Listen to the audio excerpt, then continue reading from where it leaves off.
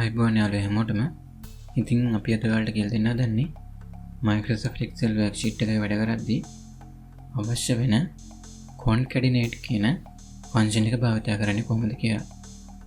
ඉතින් මම Excel එකක් හදාගෙන තිනවා මේ විදියට month, year, season 1, season 2 කියලා. ඉතින් මේකේ අපි බලමු CONCATENATE කියන function එක භාවිත කරන්නේ කොහොමද කියලා. ඉතින් මම මෙතන ඔයාලට බලා ගන්න පහසු වෙන්න CONCATENATE කියලා ටයිප් කරනවා. ඉතින් මේකට තමයි ඔයාලට පෙන්නන්න කොහොමද මේ ඔප්ෂන් එක භාවිත කරන්නේ කියලා.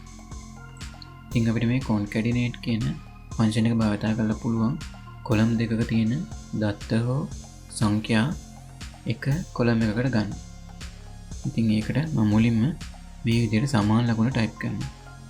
ඊළඟට CONCATENATE කියලා නියම ටයිප් කරගෙන යනකොට අපිට මේ ෆන්ක්ෂන් එක ලගිස් වෙලා පෙන්නනවා. මම මේක ඩබල් ක්ලික් කරනවා. එතකොට මේ විදිහට ෆෝමියුලා එකක් ඕපන් වෙනවා. මම මේකේ මේ B කියන කොලම් එකේ ජනවරි කියන සෙල් එක මේ විදිහට සිලෙක්ට් කරනවා. සිලෙක්ට් කරලා කමා එකක් දානවා. ඊළඟට C කියන කොලම් එකේ මේ 2020 කියන සෙල් එක සිලෙක්ට් කරනවා. සිලෙක්ට් කරලා මේ වරහන වහලා එන්ටර් බටන් එක ඔබනවා. එතකොට ඔයාලට පේනවා ඉතින් මේ විදිහට ජනවරි 2020 කියලා මේ සෙල් එකට ඇවිල්ලා තියෙනවා. ඉතින් මේක අපිට පහළ අනිත් මාස වලට යොදා ගන්න අවශ්‍ය නම් මේ විදිහට ඩ්‍රැග් කරනවා. එතකොට අපිට බලා ගන්න පුළුවන් මේ කොලම් දෙකේ තියෙන මාසය සහ අවුරුද්ද එකම කොලම් එකකට ඇවිල්ලා තියෙනවා. නමුත් මෙතන ගැටලුවක් තියෙනවා. අපිට මේ CONCATENATE option එක භාවිත කරලා ඇවිල්ලා තියෙන වචන දෙක ස්පේසස් නැතුව තමයි එකටම ඇවිල්ලා තියෙන්නේ. ඒ කියන්නේ වෙන් කිරීමක් නැහැ. ඉතින් මේ දුර්වලතාවය අපිට හදාගන්න මේ ෆන්ක්ෂන් එක අපිට වෙනස් විදිහකට ලියන්න පුළුවන්. ඉතින් මම මේ විදිහට මේ ටික ඩිලීට් කරනවා. ඩිලීට් කරලා නැවත ෆන්ක්ෂන් එක ටයිප් කරනවා.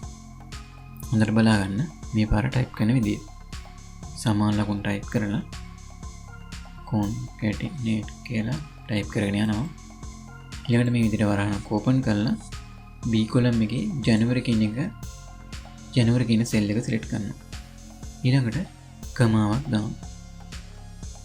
ඊළඟට හොඳට බලන්න අපි තව කමා දෙකක් දානවා. මෙන්න මේ විදිහට. කමාවක් දාලා ස්පේස් එකක් අපි මේ විදිහට තියෙනවා. ඊළඟ නැවතත් කමාවක් දානවා.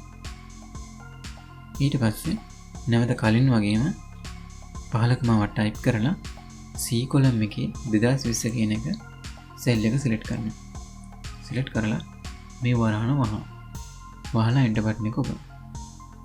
එතකොට ඔයාලට බලා ගන්න පුළුවන් මෙතන ජනවරි 2020 කියන වචන දෙක වෙන් වෙලා එකම කොලම් එකකට ඇවිල්ලා තියෙනවා. ඉතින් මේක 15 මාස වලට යොදා ගන්න මේ විදිහට අපි 15ට අදිනවා. එතකොට අපිට බලා ගන්න පුළුවන් අපිට ලැබුණු උත්තරේ මේ විදිහට ස්පේස් එකක් එක්ක එකතු වෙලා ලැබිලා තියෙනවා. ඉතින් ඒ විදිහට තමයි මේ CONCATENATE කියන ෆන්ක්ෂන් එක භාවිත කරන්නේ. ඉතින් මේ ෆන්ක්ෂන් එක විශාල දත්ත ප්‍රමාණයක් එක්ක වැඩ කරද්දී ඔයාලට වැදගත් වෙයි. ඉතින් අද වීඩියෝ ඔයාලට වැදගත් වෙන්න ඇති කියලා හිතනවා. තවත් වීඩියෝ එකකින් අපි ඉදිරියේදී හමු වෙමු. සුබ දවසක් ඔයාලා හැමෝටම.